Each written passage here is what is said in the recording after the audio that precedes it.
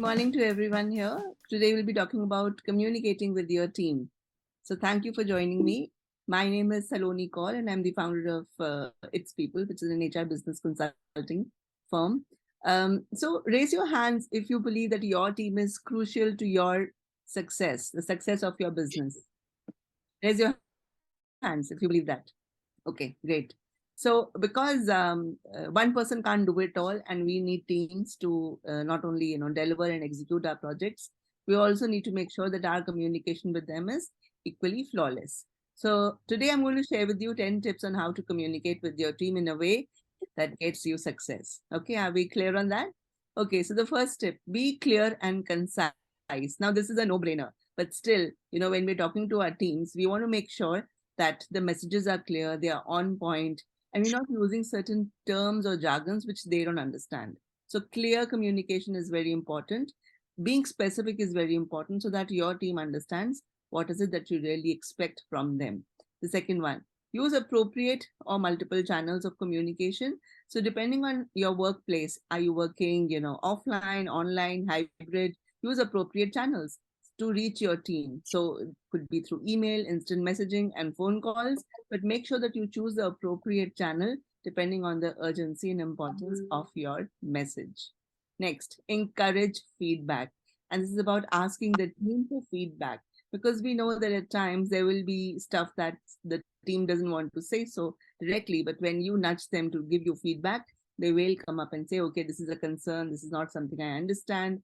And when you are seeking that feedback, reflect on that feedback so that you're able to adapt and also change. So continuously improvement in your own communication skills by way of seeking feedback can help you build a more cohesive and successful team. And in the same breath, while you are seeking feedback, of course, go ahead and give some good feedback also.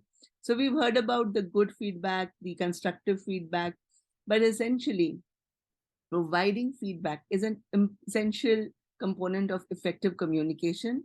It is something which will help you give a specific and actionable feedback so that the team member can actually improve.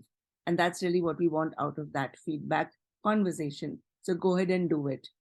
Of course, we want to be respectful. We want to foster a workplace where not only are we respectful, but we are accepting of different ideas. So set an example and just be kind in your interactions. So a think principle comes to my mind here. So before you speak, think. Think as in, is it true? Is it helpful? Is it inspiring? And is it necessary? Is it even necessary? And is it kind? So when you just look at this principle, you will be able to make sure that, yes, especially for those who are unable to control their emotions, think before you speak. Provide context.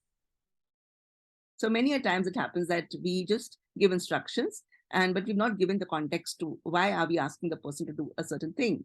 And when that happens, the person doesn't really know whether his action or his way of going about that execution is going to impact the ultimate outcome. So provide the context and background information so that your team really understands the purpose and the goal of your message to him or her. Active listening and empathy. These are two tips that go hand in hand. When you are giving your full attention to the person who's speaking, show the empathy, ask questions, of course, provide feedback. Now, when you give your full attention, the person feels heard. Your team member feels that, yes, I'm getting the attention, and actually the suggestion or the message that he wants to share with you, it's being received fully. And in the same time, empathy, put yourself in your own, your own team's shoes by understanding their perspective. And when you show empathy, you can also build the trust and improve the team's morale and motivation. Lastly, collaborative communication. Well, second last, collaborative communication. So what is this?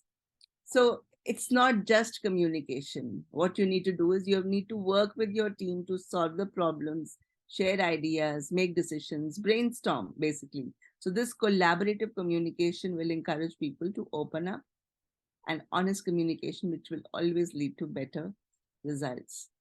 And then comes the last one, which is personalization. So we all have unique people in our team. So recognize that each member of your team has unique communication styles and preferences, and of course needs. We will do an activity on communication style some other time. But for now, just imagine that by personalizing your communication, you can build stronger relationships. And of course, you can improve collaboration and your business results. Thank you so much.